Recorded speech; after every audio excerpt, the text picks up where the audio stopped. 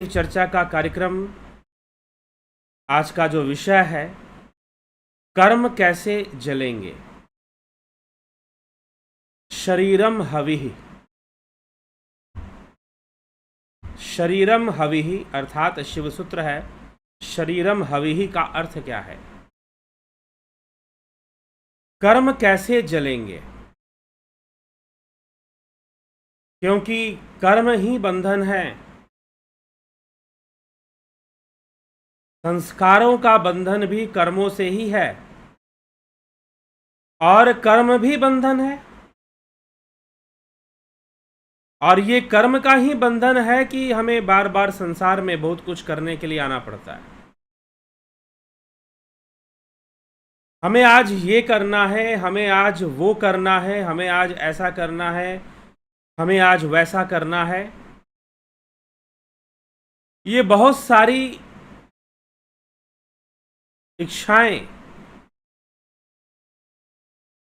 कि हमें ऐसा करना है, हमें वैसा करना है, ये बहुत सारी कामनाएं हमारी हैं। इनके वशीभूत हम कर्म करते हैं। संस्कार से ऐसी कामनाएं जन्म लेती हैं और फिर कर्म होता है, कर्म का फल मिलता है। फल के समय भी कर्म होता है और फिर कर्म का फल मिलता है। कर्म होता है, फल मिलता है, कर्म होता है, फल मिलता है। ये चलता रहता है।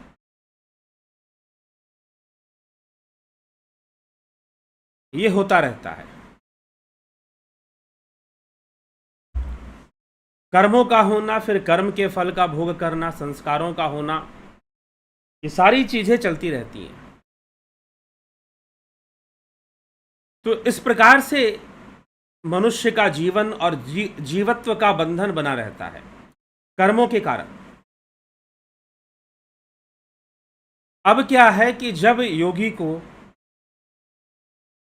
शाक्त उपाय के अंतर्गत जब एक योगी को ज्ञान प्राप्त हो जाता है, गुरु प्राप्त हो जाता है, उसे मातृकाओं का संबोध हो जाता है, मातृकाओं का सम्यक ज्ञान हो जाता है।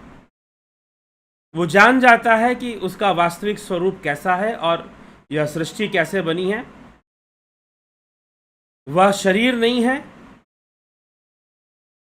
अपने आप को शरीर समझने का जो भूल है, वह देख लेता है कि इंद्रिय जगत किस प्रकार से मिथ्या है, इंद्रिय जगत में क्या बंधन है, सेंसुअल वर्ल्ड में क्या बंधन है, क्या बाउंडेशंस हैं।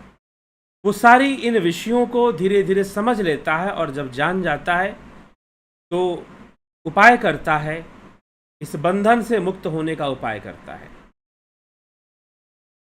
तो इस बंधन से मुक्त होने का उपाय करना, उसमें से एक उपाय है शाक्त उपाय। तो मातृकाओं के ज्ञान से, मातृकाओं के बंधन से मुक्त होते हुए शिव तत्व में स्थित होना, मातृकाओं से ही शरीर का निर्माण, मातृकाओं से ही मन का निर्माण, मातृकाओं से ही सब कुछ निर्मित है, ऐसा जानकर वह संपूर्ण मातृकाओं से परिपूर्ण यह जो संसार है, यह जो उसका शरीर है, यह जो उसका जीवत्व बोध शरीर के कारण है, वह उस शरीर की ही आहुति देने लग जाता है। शरीर की आहुति। अब यहां शरीर की आहुति कहने का मतलब क्या है? सूत्र है 8वां सूत्र, शाक्तोपाय शिव सूत्रम का 8वां सूत्र कहता है शरीरम हविः। इस प्रकार अनुग्रहित योगी अपने स्थूल सूक्ष्म कारण शरीर को चिदाग्नि में आहुति बन जाते हैं। उनका शरीर चिदाग्नि में आहुति बन जाता है। जी हां, यहां पर शरीरम हविः, शरीरम हविः कहने से ये तो स्पष्ट हो जा रहा है कि शरीर का ही हवन होना है। हविः, हविः मतलब हवन, स्वाहा। स्वाहा मतलब स्वयं में लय हो जाना, स्वयं में समाहित हो जाना। स्वाहा मतलब स्वयं में ही लय हो जाना। तो शरीरम हविः यह शिव सूत्र है। शरीरम हविः। अर्थात शरीर का हवन करना। शरीर का हवन करने का मतलब क्या? यह स्थूल शरीर? जी नहीं। इस स्थूल शरीर तो एक बाहरी ढांचा मात्र है। वास्तव में जो शरीर है वह तो सूक्ष्म शरीर है, जिसका आधार लेकर कर्म हो रहा है। कर्म किसके आधार पर हो रहा है? क्या स्थूल शरीर के आधार पर हो रहा है? गलत फहमी में मत रहिएगा। बहुत बड़ा भ्रम पाल के बैठे हैं अगर ये सोचते हैं कि स्थूल शरीर से कर्म हो रहा है। जी नहीं। मृत्यु के समय तो स्थूल शरीर रहता है, वो कौन सा शरीर चला जाता है? वह सूक्ष्म शरीर है। यदि सूक्ष्म शरीर ही जीवत्व है, यदि सूक्ष्म शरीर इसमें ना रहे तो यह कभी काम नहीं करेगा। जैसे कि आपके पास हार्डवेयर है, कंप्यूटर का हार्डवेयर है, यदि सॉफ्टवेयर ना रहे, यदि सॉफ्टवेयर ना रहे तो कंप्यूटर में क्या काम कर लोगे? फिर कंप्यूटर में क्या काम कर लोगे? तो ये गलत फहमी कभी मत रखिएगा कि स्थूल देह काम करता है। जी नहीं। सूक्ष्म शरीर ही, जो प्रियष्टक के नाम से जाना गया है, वह सूक्ष्म शरीर ही कार्य करता है। वह सूक्ष्म शरीर ही काम करता है, वही कर्म करता है और कर्मों का फल भी वही भोगता है। स्थूल देह कर्मों का फल नहीं भोगता। अगर यह देह मृत हो जाए, अब इस शरीर को आप डंडे मारो, कोई व्यक्ति का शरीर बिल्कुल, चलो कई जगहों पर लोग की मृत्यु होती है तो पोस्टमार्टम कर देते हैं उनके शरीर का, लेकिन जिनकी अपने घर में प्राकृतिक रूप से या किसी बीमारी से अगर मृत्यु हो गई तो उसका कोई इस तरह का कोई पोस्टमार्टम या ऐसी कोई चीज नहीं होती है। ठीक। फिर वह जो शरीर है क्यों नहीं कर्म करता? अगर उसको आप डंडे मारो तो वो कोई रिप्लाई नहीं देगा, कोई प्रतिक्रिया वो नहीं देने वाला। तो जब वह कोई प्रतिक्रिया नहीं दे रहा, क्यों नहीं दे रहा? क्योंकि प्रतिक्रिया देने वाली शक्ति कोई और है। मैं यहां पर बोल रहा हूं, क्या यह शरीर बोल रहा है? जी नहीं। इस शरीर के माध्यम से वह सूक्ष्म शरीर, वह जीवत्व, वह जीव ही बोल रहा है। आप सुन रहे हैं, क्या आपका कान सुन रहा है? लेकिन एक मृत व्यक्ति, उसके चलो कोई शरीर का अंग खराब हो गया होगा जिससे उसकी मृत्यु हो गई, लेकिन कान तो ठीक है, दिमाग तो ठीक है। मान लो कि कान ठीक है, दिमाग ठीक है, दूसरे अंग तो ठीक थे, वो काम करने चाहिए थे, लेकिन वो तो काम नहीं कर रहे हैं, वो तो काम नहीं कर पा रहे हैं। क्यों काम नहीं कर पा रहे हैं? तो यहां पर शरीरम हविहि, शरीर का हवन होता है, शरीर की आहुति दी जाती है। तो शरीर की आहुति देने का मतलब कोई स्थूल देह मात्र नहीं है। इस स्थूल देह के पीछे सूक्ष्म शरीर है, कर्म संस्कार हैं, वो सूक्ष्म शरीर के अंदर निहित है। कर्म संस्कार, क्षमा करे, कारण शरीर में होते हैं। कारण शरीर में बीज रूप में संस्कार होते हैं। सूक्ष्म शरीर में कर्म भी प्रकट हो जाता है, कर्म भी होता है, संस्कार भी होते हैं। तो सूक्ष्म शरीर में कर्म रहता है, संस्कार रहते हैं, कारण शरीर में बीज रूप में कर्मों के संस्कार रहते हैं। तो इन सब का हवन होना जरूरी है। अगर शिव तत्व में लीन होना है, यदि मुक्ति की प्राप्ति करनी है, कैवल्य की प्राप्ति करनी है, तो कर्मों का हवन होना जरूरी है। शरीरम हविहि, कर्मों का हवन होना जरूरी है। और यही बात श्रीमद् भगवद गीता में भगवान श्री कृष्ण भी कहते हैं, यस्व सर्वे समारंभा काम संकल्प वर्जिता ज्ञान अग्नि दग्ध कर्माणु तमाहु पंडितम बुधा। वह ज्ञान अग्नि है, यहां पर चित्त अग्नि लिखा जाता है शिव सूत्र में, क्योंकि वास्तव में ब्रह्म का प्रतिबिंबित जो रूप है, जो मैनिफेस्टेड सूक्ष्म रूप है प्रकाश रूप में, वो चित्त में ही होता है।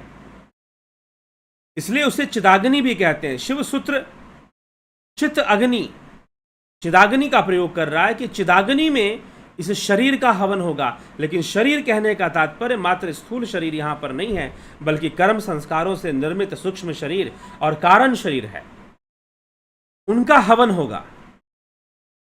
वो नष्ट होंगे कर्मों और संस्कारों के साथ। और इसी को भगवान कृष्ण भी कहते हैं, अर्जुन तो उसे पंडित जान जो ज्ञान अग्नि में कर्मों का दहन कर सकता है। तमाहु पंडितम बुधा ज्ञान अग्नि दग्ध कर्माणु, जो कर्मों को दहन कर सके ज्ञान अग्नि में। यथे धांसी समिधोर अग्नि भस्मसात कुरते अर्जुन, ज्ञान अग्नि सर्व कर्माणि भस्मसात कुरते तथा। भगवान कृष्ण अर्जुन से कहते हैं कि ज्ञान अग्नि सर्व कर्माणि, ज्ञान अग्नि में सारे कर्म भस्म होते हैं, ज्ञान अग्नि में सारे कर्म जलकर राख होते हैं। तो ज्ञान अग्नि सर्व कर्माणि भस्मसात कुरते तथा। तो ज्ञान जैसे कि समिधा भस्म होती है द्रव्य यज्ञ में, द्रव्य यज्ञ मतलब जो द्रव्य से, सामग्रियों से, इसमें हम अन्न का प्रयोग करते हैं समिधा में, कुछ लकड़ियाँ, काला तिल, घी, कपूर और अन्न के भी कुछ अंश, चावल के दाने भी हम उसमें कुछ डालते हैं, या जो भी भोज्य पदार्थ हम जो भोजन में, उनका एक एक अंश डाला जा सकता है, क्योंकि देवताओं का दान है ये। देवताओं को उनका भाग हम देते हैं हवन के माध्यम से, यज्ञ के माध्यम से हम देवताओं को उनका भाग प्रदान करते हैं, उनका भाग हम देते हैं। तो इस प्रकार से द्रव्य यज्ञ होता है। लेकिन एक ज्ञान यज्ञ है। ज्ञान यज्ञ कोई बाहर का विषय नहीं है, यह तो चिदाग्नि में एक योगी का अपने कर्म संस्कारों का हवन है, कर्म संस्कारों का यज्ञ है ये। इसमें शरीरम हविहि, शिवसूत्र इसे लिखता है शरीरम हविहि, अर्थात हमारे कर्म संस्कार उस ज्ञान अग्नि में जलने शुरू हो जाते हैं, उस चिदाग्नि में जलने शुरू हो जाते हैं। वास्तव में वो चिदाग्नि ही कहना उचित है, ज्यादा साइंटिफिक टर्म चिदाग्नि होगा, क्योंकि चित ही तो संपूर्ण ज्ञान का आधार बनता है। तो यह भी ज्ञान है कि उस चिदाग्नि में जब वो चित्त की दिशा बदल जाती है, वह अपने मूल की ओर चल पड़ता है, अपने शुद्धावस्था को प्राप्त करने। जब शुद्धावस्था को चित्त की प्राप्ति होगी, चित्त चेतना हो जाएगा, चित्त जो है चैतन्य हो जाएगा अगर वो शुद्ध हो गया तो। लेकिन वो कर्म संस्कारों, चेतना और बुद्धि के संयोग से, चेतना के प्रभाव से और बुद्धि के संयोग से चित्त की उत्पत्ति हो जाती है। और वो चित्त हमारे संपूर्ण कर्म संस्कारों का जो डाटा है वो स्टोर रखता है। वहीं से दृष्टा, जो चेतना है वो चित्त में दृष्टा करता है, दर्शन करता है, देखता है संसार को। और चित्त इन इंद्रियों से देखता है, इसलिए चित्त दृश्य भी है और चित्त दृष्टा भी है। ये पहले भी योग सूत्र में चर्चा हुई है और आगे भी योग सूत्र पे चर्चा आएगी तो उसमें होगी। चित्त दृष्टा भी है और फिर चित्त दृश्य भी है, दोनों ही चित्त है। तो वास्तव में सारे कर्म संस्कारों का हवन जो है, हवन कुंड कहां बनता है? तो वो चित्त में बनता है, चित्त में ही हवन कुंड बनता है। और यह हवन कैसे शुरू होता है? तो ध्यान योग से यह हवन शुरू होता है। ध्यान योग से यह हवन की क्रिया शुरू होती है और उसमें कर्म संस्कारों का हवन किया जाता है। और कर्म संस्कारों का जब हवन होगा, जब कर्म संस्कार स्वाहा होंगे, तो निश्चय ही सूक्ष्म शरीर और कारण शरीर और अंततः स्थूल शरीर का भी हवन हो जाएगा। इसीलिए कहा गया शरीरम हविहि। एक शाक्त योगी जो है, मातृकाओं का रहस्य समझने के बाद, प्रकृति के रहस्यों को जानकर, संपूर्ण सृष्टि मातृकाओं से समझकर, वह सबका हवन शुरू कर देता है। शरीरम हविहि, शरीर की आहुति देता है। शरीर की आहुति ये समझ कर कि ये सूक्ष्म शरीर भी मेरा नहीं, यह कारण शरीर भी मैं नहीं, और यह स्थूल देह भी मैं नहीं। मैं तो शुद्ध चेतना, मैं तो शुद्ध आत्मा, मैं तो शिवोहम शिवोहम, मैं तो नारायणो अहम नारायणो अहम। मैं तो इस प्रकार से हूं, मेरा तो यह स्वरूप है। और जब उसको अपने स्वरूप का बोध होने लग जाता है, सम्यक बोध को प्राप्त होने लग जाता है, उसी समय से वो इस शरीर का हवन शुरू कर देता है। इस शरीर का हवन शुरू कर देता है वो। इस शरीर को नष्ट करना भी नहीं कहेंगे, लय होना, कर्म संस्कारों का नष्ट होकर जीवत्व का ब्रह्मत्व में लय हो जाना। जीव जैसे एक बुलबुला पानी का, पानी केरा बुदबुदा असमानस की जात, देखत ही छुप जाता है ज्यों तारा प्रभात। तो बुलबुले के समान, जैसे पानी से बुलबुला अलग होकर सोचता है कि मैं तो अलग हूं, मेरा एक अलग अस्तित्व है। लहरें जैसे सागर से अलग होकर समझती हैं कि मैं अलग हूं, मेरा अलग अस्तित्व है। जी नहीं, उसी का अंग है, उसी का अंश है, उससे कुछ भी अलग नहीं है। तो ब्रह्म से तो कुछ भी अलग नहीं है। जीवो ब्रह्म है वनापरा, जीव भी ब्रह्म से अलग नहीं है। सब तो उसी में समा जाना है, बस एक आवरण मात्र बन गया है। जैसे भी बन गया है, अब उस आवरण से मुक्त होने का उपाय ध्यान योग है। उस आवरण से मुक्त होने का उपाय यह साधना, यह ध्यान योग की साधना है। उसी को हमें करना है, उसी को हमें समझना है। तो सब कर्म जलेंगे। कर्म कैसे जलेंगे? लोग पूछते हैं कि कर्मों का बंधन कैसे टूटेगा, कर्मों से मुक्ति कैसे मिलेगी। हमारे ही कर्म हमें अनेक प्रकार से दुखी करते हैं, हमारे ही कर्म हमें अनेक प्रकार से परेशान करते हैं। लेकिन इन कर्मों से हमें मुक्ति कैसे मिलेगी? तो इन कर्मों से हमें मुक्ति साधना से ही मिलेगी, ज्ञान यज्ञ से मिलेगी।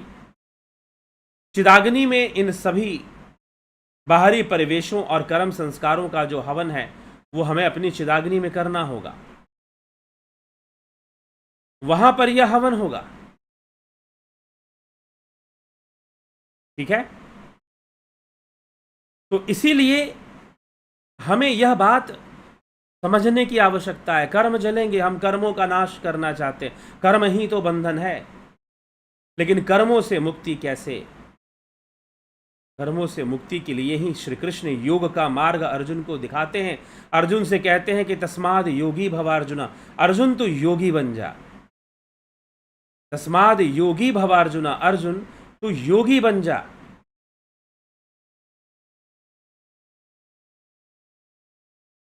तो योगी बनने का क्या अर्थ है? योग शुरू करोगे तभी तो योगी बनोगे। और कृष्ण अर्जुन से योग ही शुरू करवा रहे हैं। तू पंडित बन जा, तमाहू पंडितम बुधा, उन्हें पंडित जानो जो ज्ञान अग्नि में कर्मों का दहन कर सकते हैं, जिनकी चिताग्नि प्रज्वलित है और चिताग्नि में अपने कर्मों का जो दहन कर सकते हैं। ध्यान योग किए बिना कर्मों का दहन कहां से होगा?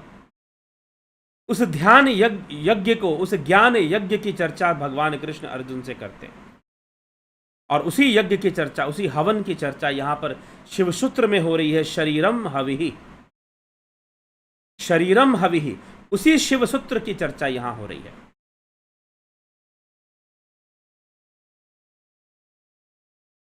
ठीक है?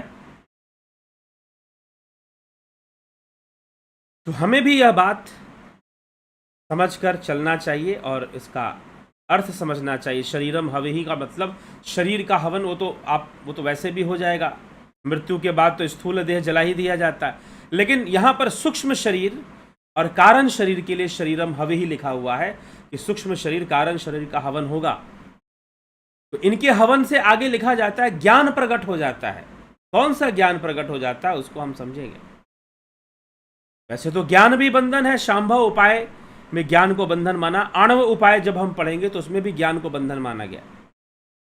लेकिन शाक्त उपाय उन विषयों का ज्ञान देता है, प्रकृति के विषयों का, मातृका विषयों का, मातृका शक्तियों का ज्ञान देने की बात करता है कि जिससे कि हमें संपूर्ण प्रकृति के सूक्ष्म रहस्यों का ज्ञान हो जाए और हम जो है इससे मुक्त होने के लिए तत्पर हो जाए, इससे मुक्त हो जाए। तो यह विषय यहां पर विशेष रूप से हमारे सामने आता है। तो हमें भी इस विषय को समझना है। ज्ञान अग्नि में ही, ज्ञान योग के द्वारा ही, ज्ञान अग्नि में ही कर्मों का नाश संभव है। शरीरम हविहि मतलब स्थूल देह को नहीं कहकर सूक्ष्म देह को कहा गया है शरीरम हविहि। ठीक है?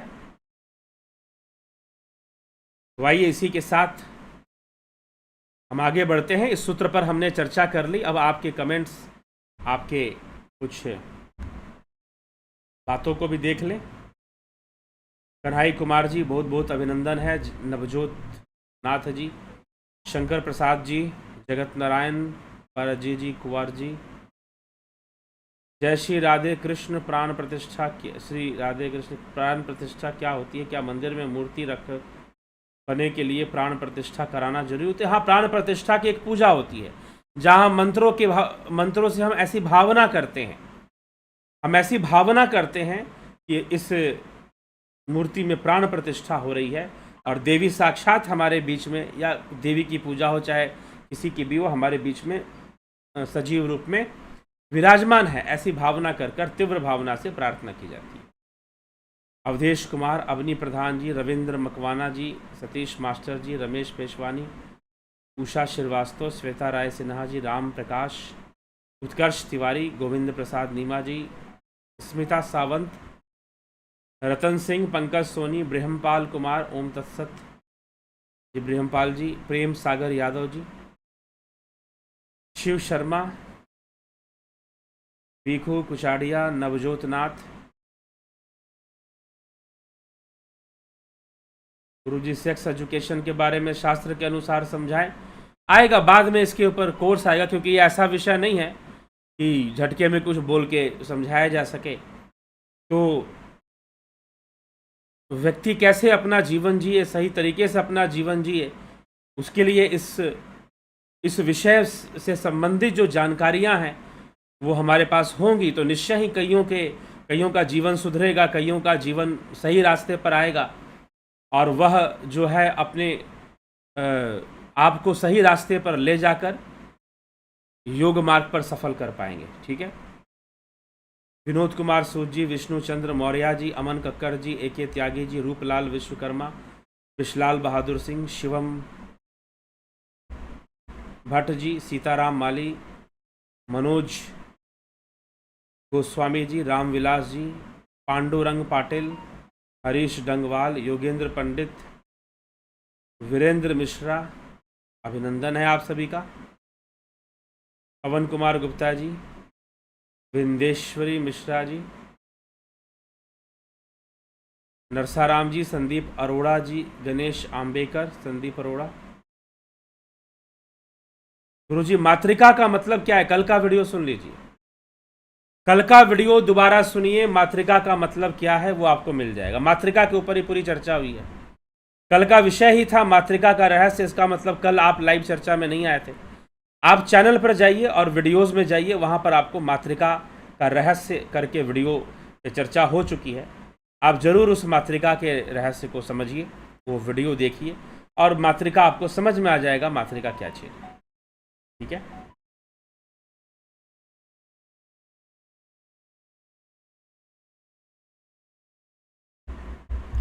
तो ये हमें समझने की आवश्यकता है। सर, हम तंबाकू का नशा एक झटके से नहीं छोड़ पा रहा हूं, कुछ उपाय बताइए। ध्यान योग का कोर्स कर लिया आपने, ध्यान योग का कोर्स करिए। ठीक है, उसमें उपाय बताया गया है ध्यान योग के कोर्स में, उसको करिए और फिर तंबाकू का नशा भी छूटेगा। संकल्प करना पड़ेगा, पहले मन को दृढ़ करना पड़ेगा कि मुझे छोड़ना है। बार बार संकल्प कर पुनरावृत्ति, संकल्प की पुनरावृत्ति से संकल्प, एक बार संकल्प करने से संकल्प नहीं होता। जब बार बार संकल्प की पुनरावृत्ति होती है तो धीरे धीरे मजबूत हो जाता है। और दूसरी चीज, कुछ क्रियाएं होती हैं, उनसे भी तंबाकू का नशा छूट जाएगा। तो कौन सी क्रियाएं हैं, कौन सी साधना है कि हम करें तो ठीक हो जाए? आप व्यक्तिगत रूप से पूछिए। और ध्यान योग का कोर्स नहीं किया है तो ध्यान योग का कोर्स कीजिए। और जो लोग कोर्स करना चाहते हैं, इस नंबर पर संपर्क कर वो जानने की कोशिश करेंगे कि कोर्स कैसे ज्वाइन करना है।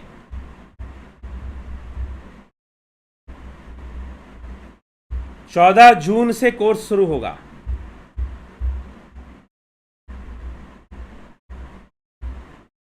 14 जून से कोर्स शुरू होगा। आपको ज्वाइन करना है तो ज़रूर आप ज्वाइन कीजिए। नंबर दे दिया है, ध्यान योग व्हाट्सअप नंबर दे दिया गया है, उस पर आप संपर्क करेंगे और पूछेंगे कि मुझे कोर्स ज्वाइन करना है, मुझे रास्ता बताइए, तो आपको रास्ता बताया जाएगा कि कैसे ज्वाइन कर कैसे कोर्स का लाभ उठाना है। ठीक,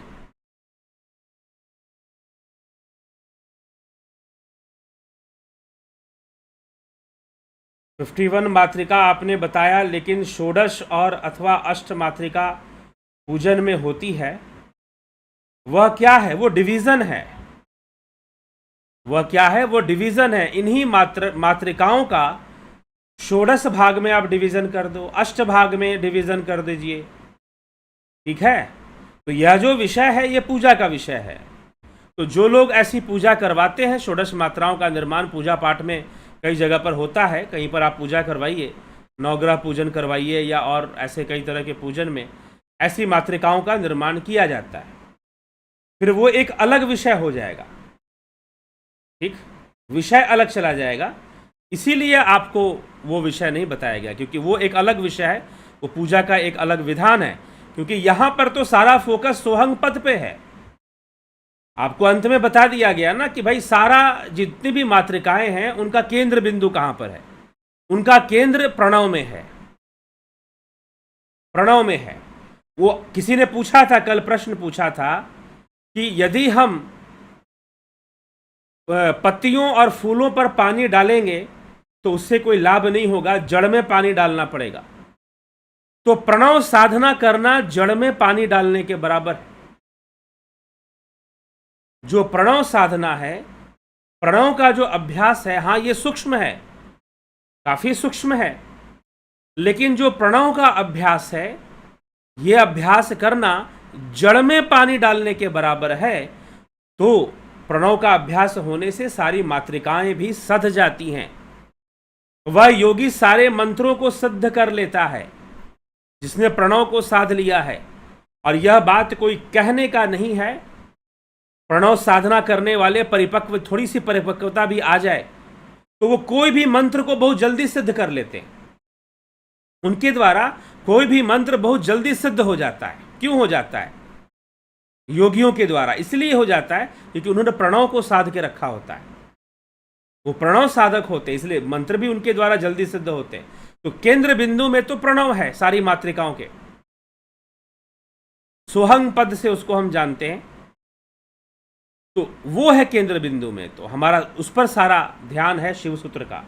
शिव सूत्र का ध्यान उस पर है, नहीं तो शिव सूत्र में ही बताया जाता कि भाई ये षोडश मात्र, ये तो मैंने आपको बताया ना, लेकिन शिव सूत्र तो नहीं लिख रहा है कि षोडश मात्रिका यंत्र होगा या फिर अष्ट मात्रिका चक्र होगा या षोडश मात्रिका चक्र होगा।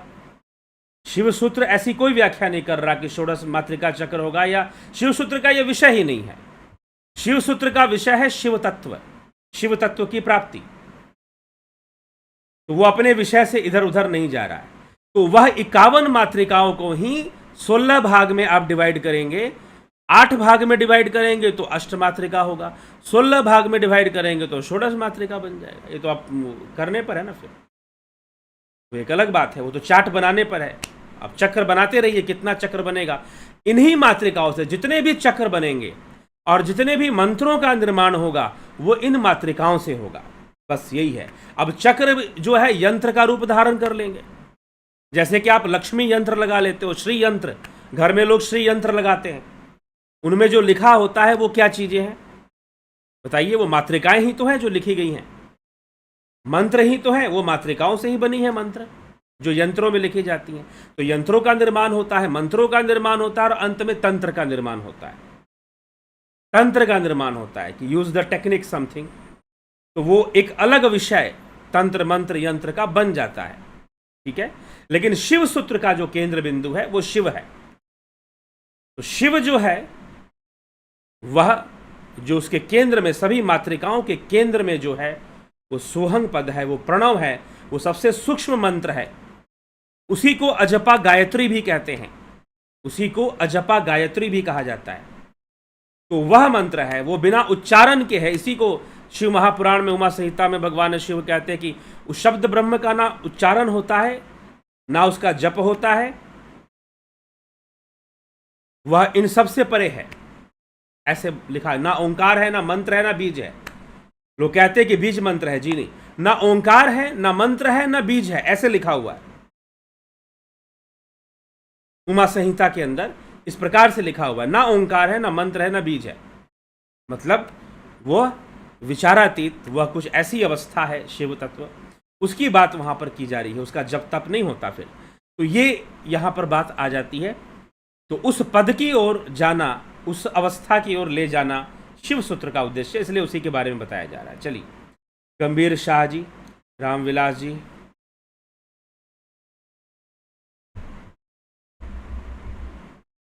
कर रहे हैं सर, खेचरी मुद्रा करिए बढ़िया से। अमृत साधना कितनी देर करते हैं? चलते फिरते भी करते हैं क्या? तो जितनी बढ़िया से अमृत साधना होगी उतना ये सब बुरी आदतें छूटती हैं। अगर पुरुष चैतन्य है, प्रकृति स्थिर हो, और ये सब व्यक्तिगत प्रश्न है रामविलास जी, यहां मत पूछा कीजिए, आपको बता रहे हैं हमारा ये है, हमारा वो है। आप व्हाट्सएप मैसेज कर दीजिए, वॉइस मैसेज डाल दीजिए, ठीक है। अब बताते रहते हैं, उससे भी हो जाता है। ओम नमः शिवाय, हर हर महादेव। ज्योति दत्ता जी, जितेंद्र साहू, रवि घई, महाप्रलय में खत्म हो जाने वाले ब्रह्मांड में हम हजारों सालों से जन्म लेते आ रहे हैं, इससे जीते कैसे बाहर निकले? जीते कैसे बाहर निकले? जीवन ही बंधन है, तो जीते कैसे बाहर निकलेंगे? जीवन ही बंधन है। जीव और जीवन, जीवन किसके लिए है? जीव के लिए है। जीवन जीव के लिए है ना, तो जीवन ही बंधन है। जीव का बंधन क्या है? जीवन बंधन है, ठीक है। जीवन ही बंधन है, ठीक। जब जीवन ही बंधन है, महाप्रलय से किसी का नाश नहीं होता। प्रलय मतलब लय होना, प्रलय मतलब लय होने की क्रिया, इसीलिए इसको बोलते हैं कैवल्य। बाह्य जगत में ये दुनिया वैसी की वैसी ही रहती है। बाह्य जगत में जो बिगड़ता है बनता है, बिगड़ता है बनता है, सृष्टि होती है, प्रलय होता है, पैरेलल चलता है। दोनों, सृष्टि और प्रलय दोनों पैरेलल चलते हैं। यही मीमांसा शास्त्र ने इसीलिए कहा है कि प्रलय का भय किसी को दिया मत करो कि दुनिया खत्म हो जाएगी। कभी खत्म नहीं होने वाली। कुछ खत्म होगा तो कुछ नया बन जाएगा, कुछ खत्म होगा तो कुछ नया बन जाएगा। तो सृष्टि प्रलय, सृष्टि प्रलय, सृष्टि प्रलय, सृष्टि प्रलय, चलते जाना है, चलते जाना है, चलते जाना है, अनादि है। वैदिक शास्त्र इसको अनादि मानते हैं, सृष्टि और प्रलय को अनादि मानते हैं। यह इंद्रिय जगत है। पहले तो यह समझिए कि ये इंद्रियों से जो एक्सपीरियंस कर रहे हैं ये मिथ्या है, क्योंकि ये इंद्रियों पर डिपेंड करता है। इसकी संपूर्ण निर्भरता, आप जो भी दुनिया देख रहे हैं, इसकी संपूर्ण डिपेंडेंसी आपके सेंस ऑर्गन के ऊपर है। इसलिए हर जीव दुनिया ऐसा नहीं देखता जैसे हम देख रहे हैं। उनको जैसा सेंसुअल फैसिलिटी मिली हुई है वो दुनिया वैसे देखते हैं।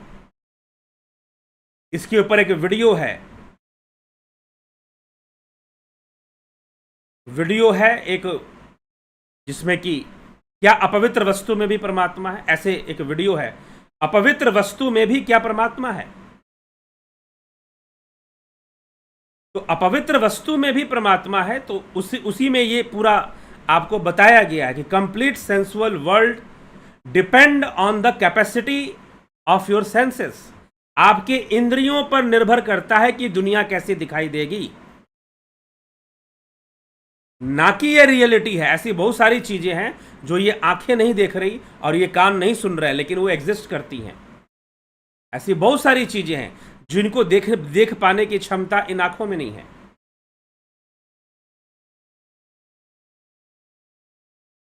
ठीक है। तो ये बात हमें समझना चाहिए। तो इसीलिए पहली बात तो इस दुनिया का कोई प्रलय वलय नहीं होने वाला, ये जैसा है वैसे रहेगा। सृष्टि प्रलय ये चल रहा है, चलता रहेगा। कुछ नई चीज बन जाएगी, कुछ भूकंप आ जाएगा, कुछ बाढ़ आ जाएगी, कुछ खत्म हो जाएगा, कुछ जीव एक्सटिंक्ट कर जाएंगे, कुछ पक्षी जैसे कि कहते हैं डायनासोर नहीं रहा, कुछ नए जीव आ गए। और आज भी इन प्रेजेंट वर्ल्ड अल्सो जो जियोलॉजिस्ट हैं वो आज भी न्यू स्पेसिस को ढूंढ लेते हैं, नए नए जीव। जो आज से पहले कभी नहीं देखे गए, आज भी मिलते हैं। कभी हम जूलॉजी पढ़ें, साइंस फॉरम, साइंस मैगजीन्स को अगर आप पढ़ेंगे तो आपको ऐसे न्यूज मिलेंगे साइंस न्यूज में कि नए नए जीव आपको आज भी पाए जाते हैं जो आज से पहले कभी नहीं देखे गए। कई ऐसे इंसेक्ट्स हैं जो नए नए पाए जाते हैं जिनको वैज्ञानिकों और खोजियों ने आज तक कभी नहीं देखा था, वो मिलते हैं, उनको वो रिकॉर्ड करते हैं। तो क्रिएशन तो चल रही है और हमेशा चलती रहेगी। क्रिएशन तो चल रही है और हमेशा ही चलती रहेगी। अगर आप डिस्ट्रक्शन देखना चाहते हैं तो डिस्ट्रक्शन भी साथ में चल रहा है। चीज़ें बिगड़ रही हैं, नई चीज़ें बन रही हैं, और दोनों चीज़ पैरेलल में चलती रहती है, और ये होता रहेगा, ये कभी ख़त्म नहीं होने वाला। लेकिन ये एक्सपीरियंस किसका है? ये वस्तु सजीव है, ये वस्तु निर्जीव है, ये प्रलय है, ये सृष्टि है। Who is the experiencing and how the experience is coming? All the experiences are coming through your senses. Sense organ से आ रहा है, और सेंस ऑर्गन जो देख रहा है वो क्या है? क्या वो रियलिटी है? वही तो रियलिटी नहीं है, वही तो सत्य नहीं है। तो अब चाहे जो देख लो ना, सूर्य देख लो, ब्लैक होल देख लो, जो देखना है देख लो, ठीक है। इसलिए वो जो वीडियो है उसमें प्रूफ किया गया है, साइंटिफिक फैक्ट के थ्रू प्रूफ किया गया है कि your complete sensual experience is not real, सत्य नहीं है वो। और जितने भी एक्सपेरिमेंट हैं साइंस के, थ्रू सेंसुअल हैं और सेंसुअल वर्ल्ड के लिए हैं। जैसे कि मैं कहता हूं, अगर मान लीजिए कि मेरी हाथ को, अंगुली, अगर इस शरीर को आग से जलाओ, अगर जलाओ तो क्या जलेगा? स्थूल शरीर जलेगा। क्या सूक्ष्म शरीर भी जलेगा? जी नहीं जलेगा। अगर जल जाता तो फिर मरने के बाद जो हम दाह संस्कार कर देते हैं, शरीर को जला देते हैं, उसके मतलब मान लेना चाहिए कि सब कुछ खत्म हो गया? जी नहीं। अगर सब कुछ खत्म हो गया तो CRT tube, cathode ray tube बनाने वाले जो साइंटिस्ट थे, विलियम क्रुक फ्रॉम इंग्लैंड, उनकी जो पैरानॉर्मल स्टडी है और पैरानॉर्मल को प्रूव करने के लिए उन्होंने एक मैग्नेटिक फील्ड रीडर बनाया था। Magnetic field EMF reader, electromagnetic field reader उन्होंने बनाया था। और उन्होंने कहा था कि यस, इसीलिए कभी आप विलियम क्रुक को पढ़ते हैं, हम इस पर भी हम वीडियो कर चुके हैं, विलियम क्रुक के ऊपर, विलियम क्रुक के ऊपर वीडियो हम पहले ही कर चुके हैं। इसीलिए ये कई लोग मेरे सामने आते हैं, कई बार वो बोलेंगे इलेक्ट्रॉन, प्रोटॉन, न्यूट्रॉन, कभी बोलेंगे ब्लैक होल।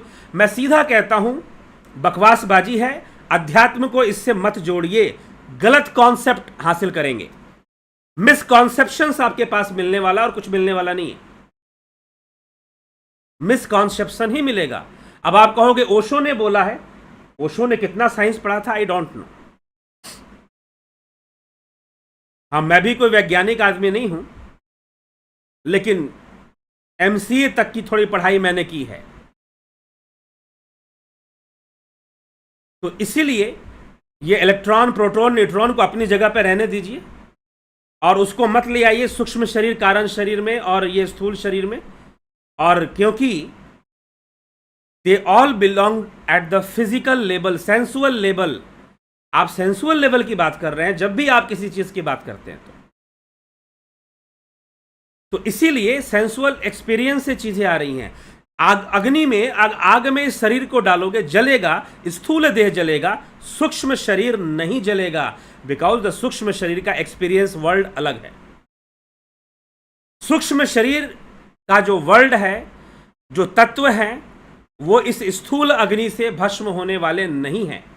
हाँ, इसीलिए उसके लिए ज्ञान अग्नि चाहिए, इसीलिए उसके लिए ज्ञान अग्नि चाहिए। ज्ञान अग्नि में सूक्ष्म शरीर जलेगा, ज्ञान अग्नि में, चिदाग्नि में सूक्ष्म शरीर जलेगा, लेकिन स्थूल शरीर जो है, बाहर की अग्नि से सूक्ष्म शरीर को कोई प्रभाव नहीं पड़ने वाला। तो सेंसुअल वर्ल्ड है, एवरीथिंग ड्यू टू सेंसेस।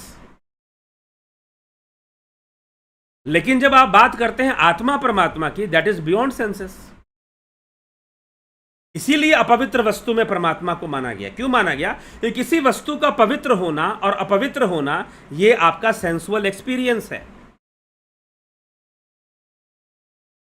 यह आपका सेंसुअल एक्सपीरियंस है कि किसी वस्तु, कोई वस्तु पवित्र है या अपवित्र है। ठीक, तो इसीलिए वो चीजें, हां, ये कहना बहुत अच्छी बात है कि संपूर्ण संसार 3 गुणों के वशीभूत है। इलेक्ट्रॉन, प्रोटॉन, न्यूट्रॉन भी 3 गुणों के वशीभूत हैं। सतोगुण, रजोगुण, तमोगुण के वशीभूत, वो भी 3 गुणों के वशीभूत हैं। और इन 3 गुणों से ही सारी दुनिया बनी हुई है। यही सांख्य दर्शन कहता है। कैसे बनी हुई है? थ्रू इवोल्यूशन बनी हुई है। पूरे वर्ल्ड में एकमात्र सनातन धर्म ऐसा धर्म है जो इवोल्यूशनरी थ्योरी को एक्सेप्ट करता है सांख्य शास्त्र के अंतर्गत। सांख्य फिलॉसफी जो है, जो सांख्य शास्त्र है, सबसे पहली वैदिक दर्शन इसको बोलते हैं, पहला वैदिक दर्शन। ये इवोल्यूशनरी थ्योरी देता है, ये कहता है कि 3 गुण हैं और उन 3 गुणों के विकास क्रम से, इवोल्यूशन से चीजें डेवलप हो रही हैं, बन रही हैं। तो सबसे पहली, वर्ल्ड की सबसे पहले इवोल्यूशनरी थ्योरी भी सांख्य को कहा जाता है। कोई बना नहीं रहा है, कोई ऊपर वाला कोई 7वें आसमान पे बैठकर बना रहा हो, ऐसी कोई चर्चा शास्त्र नहीं करते हैं। It is the process of development और मैनिफेस्टेशन। अगर वेदांत को हम मानेंगे तो वेदांत भी कहता है मैनिफेस्ट हो रहा है, विवर्त हो रहा है, ना कि क्रिएट हो रहा है। कोई क्रिएशन, कोई बैठकर बुन रहा है, दुनिया को बना रहा है, जी नहीं। नॉट एक्सेप्टेड बाई वैदिक थॉट। ठीक, तो सांख्य शास्त्र कहता है इवॉल्व हो रहा है। तो 3 गुणों से, अब इलेक्ट्रॉन, प्रोटॉन, न्यूट्रॉन भी 3 गुणों से बने हुए हैं, ये कह सकते हैं हम, ये माना जा सकता है, क्योंकि सारी सृष्टि 3 गुणों से बनी हुई है। जड़ चैतन्य गुण दोष में विश्व के न करतार। और बालकांड के अंदर गोस्वामी तुलसीदास जी ने बड़ा सुंदर वर्णन किया है कि एक व्यक्ति के लिए उन्होंने कहा है कि दुष्ट से दुष्ट व्यक्ति क्यों ना हो, उसके अंदर भी थोड़ा सा सद्गुण तो जरूर होगा। और कोई संत और महात्मा भी क्यों ना हो, उसके अंदर भी थोड़ा सा दुर्गुण तो जरूर होगा, क्योंकि सारा संसार बना ही ऐसे है।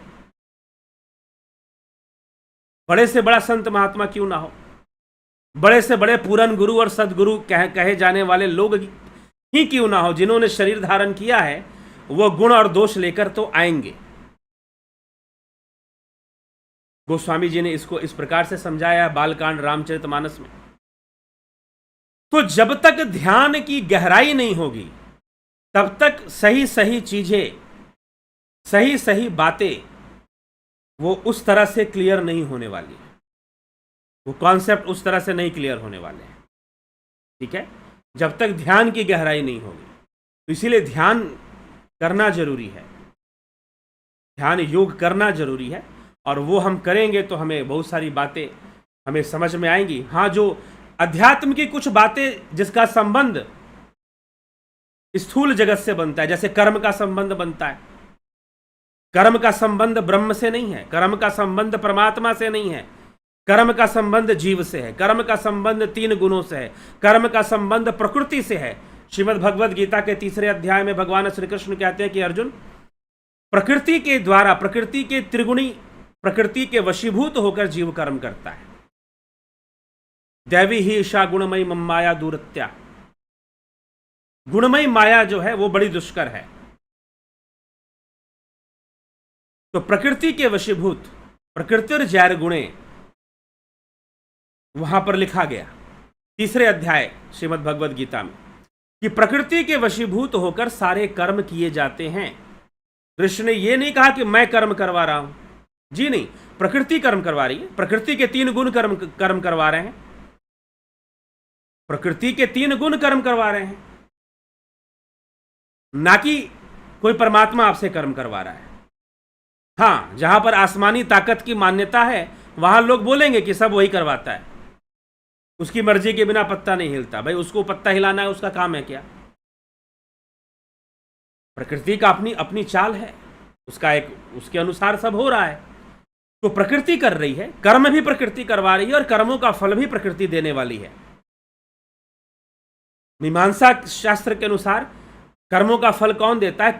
कर्म ही कर्म का फल पैदा करते हैं। तो यहां पर न्यूटन लॉ आ जाएगा कि action create the reaction, every action is equal and opposite in reaction.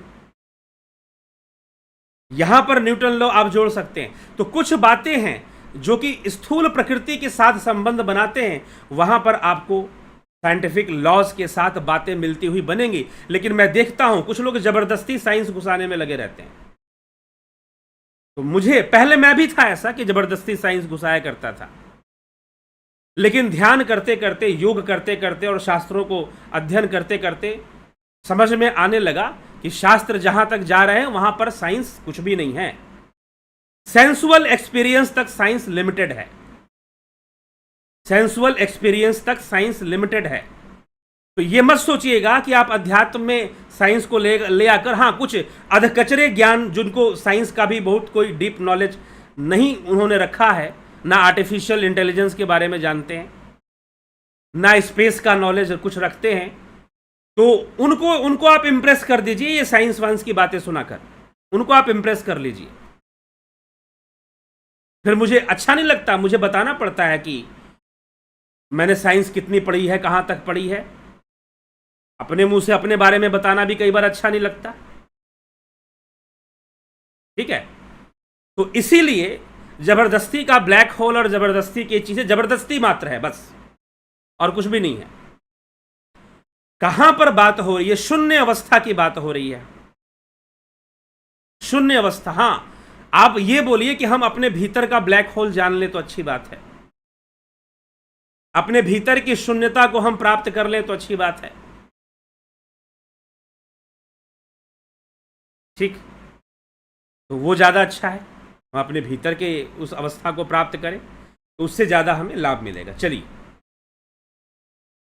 गुरुदेव मैं आपके मार्गदर्शन के अनुसार 2 महीने से ध्यान योग कर रहा हूँ। ध्यान करने के दौरान मुझे बहुत पसीना आता है, मेरे कपड़े और मेरे आसन पूरी तरह से भीग जाती है और मेरी आंख अंदर घुस चुके हैं ऐसा लगता है।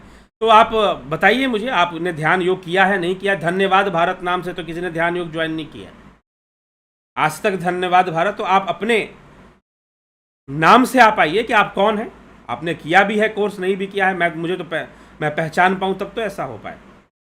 जलाराम राय का जी, गीता में कृष्ण जी ने क्षर पुरुष, अक्षर पुरुष, परम पुरुष जो कहे हैं कृपया उनके बारे में बताइए। क्षर पुरुष स्थूल शरीर, ठीक ना। अक्षर पुरुष, परम अक्षर पुरुष अव्यक्त लोक की बात की। अक्षर पुरुष जिसका नाश नहीं होता वो जीवत्व, शरीर के मरने पर भी जो नहीं मरता वो जीव, देह को धारण करने वाला देही, देह को धारण करने वाला भूत, जिसके लिए कृष्ण कहते हैं अहम आत्मा गुड़ाकेश सर्वभूताश्च स्थिता, मैं सभी भूतों में स्थित हूं। मतलब स्थूल देह की बात नहीं कर रहे वो, सभी भूतों में, भूत मतलब जीव, उन जीवों में शरीर है, शरीर के भीतर जीव है और जीव के पीछे आत्मा है और वो आत्मा ही परमात्मा है। तो कृष्ण कहते अहम आत्मा, मैं ही आत्मा हूं। अहम आत्मा गुड़ाकेश सर्वभूताश्च स्थिता, सभी भूतों में स्थित आत्मा मैं ही हूं, ये श्री कृष्ण कह रहे हैं। तो क्लियर हो गया। क्षर पुरुष शरीर, अक्षर पुरुष जीव, उसको क्षेत्रज्ञ भी कहा गया है, उसी अक्षर पुरुष को क्षेत्रज्ञ भी बोला गया है। क्षेत्र, क्षेत्रज्ञ, और क्षेत्र और क्षेत्रज्ञ से भी परे। यह लोक एक भगवान ने बताया है, एक व्यक्त लोक है, इंद्रियों के माध्यम से जो लोक देख रहे हैं यह व्यक्त लोक है, एक अव्यक्त लोक है, और एक अव्यक्त से भी परे परम अव्यक्त है, उसको उन्होंने परम धाम, तद्धाम परमम बोला है। ध्यान योग किस लिए है? उस परम धाम तक पहुंचने के लिए है। ध्यान योग उस परम धाम तक पहुंचने के लिए, तद्धाम परमम, वो परम धाम की प्राप्ति के लिए है। तो वो कैसे होगा? वो अवस्था क्या है? वो भावातीत है, वह प्रकृति के परे है, और जब प्रकृति के परे है तो भावनाओं के परे हो गया, त्रिगुणातीत हो गया, 3 गुणों के परे है। क्योंकि जहां गुण होंगे वहीं भावनाएं रहेंगी, और जहां गुण नहीं होंगे वहां भावनाएं कैसे रहेंगी? तो गुणातीत और भावातीत उसे कहा गया, भावातीतम त्रिगुण रहितम। कई बार संस्कृत के कई श्लोक है जहां पर ब्रह्म के लिए भावातीतम शब्द का प्रयोग हुआ है। परमात्मा के लिए भावातीतम शब्द का मतलब beyond your feelings and beyond your emotions, उसके लिए तो उसको कहा गया है परम अक्षर पुरुष। एक है क्षर पुरुष स्थूल जगत, एक है अक्षर पुरुष जीव जगत, सूक्ष्म शरीर जिसके लिए कहा जा रहा है वह जीव जगत, और एक है परम अक्षर पुरुष, ठीक है, जो कि उससे भी ये 3 स्टेज बनाएगी। तो परम धाम की बात, उस मोक्ष की बात जहां जाकर वापस लौटना नहीं होता, उसकी बात कही जा रही है, ठीक है। तो वहां पर जीव का लय होता, वही प्रलय होता है। वास्तव में जो प्रलय है या कैवल्य है, लय होने की प्रक्रिया है। तो जैसे नदी समंदर में लय हो जाती है तो नदी अब समंदर हो जाती है, नदी नदी नहीं रह जाती। तो वैसे ही यह जीव, जीवन भी एक नदी है, जीव उस जीवन को जीने वाला है। जब यह जीव जाकर उस ब्रह्म में लय होता है तब जाकर वास्तविक प्रलय वही है, वास्तविक लय वही है। तो वो परम अक्षर है, वही ब्रह्म है, उसी को ब्रह्म कहा गया है, वही परमात्मा कहा गया है। इसीलिए अयम आत्मा ब्रह्म से मांडुक्य उपनिषद जो है आत्मा को भी ब्रह्म कह रहा है। अभी आणव उपाय में शिव सूत्र का आणव उपाय सबसे महत्वपूर्ण है। शिव सूत्र का आणव उपाय सबसे महत्वपूर्ण है। आप सुनिएगा कि डिफरेंशिएटेड और इंटीग्रेटेड फॉर्म को बताया गया है। मैथमेटिक्स में अगर आपने कैलकुलस पढ़ा होगा, डिफरेंशिएटेड और इंटीग्रेटेड फॉर्म को लिया गया है। तो आणव उपाय की चर्चा वहां पर किया गया है, तो उसको हम देखेंगे। भगवती यादव जी, राकेश कुमार जी, प्रिंस गुलेरिया जी, गुरु जी मेरे प्रश्न का आंसर क्यों नहीं दे रहे? क्या प्रश्न किया था बंधु आपने, बता दीजिए। माँ राजेश्वरी, रजत गुप्ता जी नमस्ते। भगवान श्री कृष्ण विष्णु राम नारायण, राम सिंह कश्यप, ओम तत्सत। ठीक है जी, चलिए इसी के साथ अब विराम देंगे, विराम देंगे और फिर जो है आपसे मिलेंगे बाद में। अगर पुरुष चैतन्य है, प्रकृति स्थिर है, तो क्या ये उल्टा चित्त की वजह से लगता है? प्रकृति स्थिर है, पुरुष चैतन्य है, पुरुष निष्क्रिय है, प्रकृति सक्रिय है। पुरुष निष्क्रिय है मतलब करता नहीं है वो, प्रकृति सक्रिय है, पुरुष चैतन्य है और प्रकृति जड़ है। ठीक है, प्रकृति जड़ है, पुरुष प्रकृति के अंदर सक्रियता है, पुरुष के अंदर नहीं है। परंतु प्रकृति की जो सक्रियता है वो पुरुष के संयोग से है, पुरुष के संयोग से है। जैसे कि आपके रूम में अगर पंखा घूम रहा है, एसी चल रहा है या कूलर चल रहा है, तो हवा कौन दे रहा है? बिजली दे रही है या कूलर दे रहा है? ये बताइए, हवा कौन दे रहा है? अगर पंखा घूम रहा है, मैं भी इस कमरे में बैठा हूं तो फैन घूम रहा है अभी, तो हवा कौन दे रहा है? फैन दे रहा है। पंखे की हवा मिल रही है या बिजली की हवा मिल रही है? हवा देने वाली शक्ति कौन है? बताइए, कमेंट करके बताइए कि पंखे से हवा मिल रही है कि बिजली से हवा मिल रही है। तो हवा तो पंखे से ही मिल रही है, क्योंकि अगर बिजली हवा देता तो वो टीवी में भी हवा देता, फिर वो टेलीविजन में भी फिर हवा देता ना, बल्ब से भी हवा निकलती फिर, अगर बिजली का काम हवा देना होता तो। जी नहीं, बिजली का संयोग है, बिजली का संयोग है। वैसे ही ये समझाने के लिए बोल रहा हूं, बिजली कोई परमात्मा नहीं है, पुरुष का संयोग है। क्रिया किसकी है? प्रकृति की है। इसलिए प्रकृति सक्रिय है, प्रकृति सक्रिय है, पुरुष निष्क्रिय है, पुरुष चैतन्य है और प्रकृति जड़ है। ठीक, चलते हैं, अब काफी समय हो गया। बिजली की वजह से पंखे से मिल रही ना, लेकिन हवा तो पंखा ही दे रहा है ना। दोनों के योग से आप कह सकते हैं, लेकिन हवा पंखा दे रहा है। अगर बिजली हवा देती तो बल्ब से भी हवा निकलती, ट्यूबलाइट से भी हवा आ जाती फिर तो। यही समझना है। तो संयोग है, बिजली का संयोग है, वैसे ही पुरुष का संयोग मात्र है। वह पूरी तरह से निष्क्रिय है, अकर्ता है, वो कुछ भी नहीं करता, वो अपना संयोग बनाता है, सारा काम प्रकृति करती है।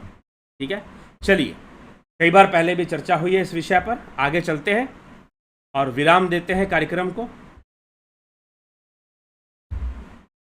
थोड़ा सा समझने की आवश्यकता है इन विषयों को। तर्क देकर यहां समझाया जा सकता है, लेकिन मूल रूप से हमें जो कहा गया कि मंत्र वीर्य को हम समझें, मंत्र वीर्य की जो शक्ति है हम उसको समझे तो ज्यादा अच्छा रहेगा। तो सारी उस शक्ति से ही सब कुछ बना है, उस शक्ति से ही सब कुछ हुआ है। तो वो अगर हमें समझ में आ जाए तो ये संयोग भी समझ में आ जाता है। इसीलिए ध्यान योग की आवश्यकता है, साधना की आवश्यकता है।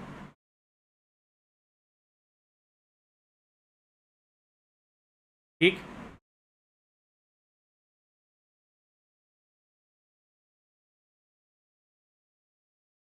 ठीक है जी।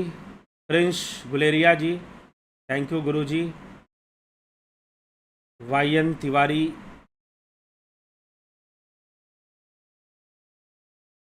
जीव में कितने तवत होती है? ओमराज हेमब्रह्म जी, स्पष्ट नहीं है प्रश्न। चलिए ठीक है, कल फिर मिलते हैं लाइव चर्चा में। आपके प्रश्न बाकी हैं तो कल पूछ लीजिएगा 9 बजे लाइव चर्चा में। ठीक है, तो बहुत बहुत आभार आप सभी का। और ध्यान योग का कोर्स करना चाहते हैं तो नंबर दिया गया है 9661802459 पर। आप मैसेज कर व्हाट्सअप मैसेज करके आप जो है ध्यान योग का कोर्स ज्वाइन कर लीजिए। 14 जून से ध्यान योग का कोर्स शुरू हो जाएगा। चलिए, बहुत बहुत आभार आप सभी का।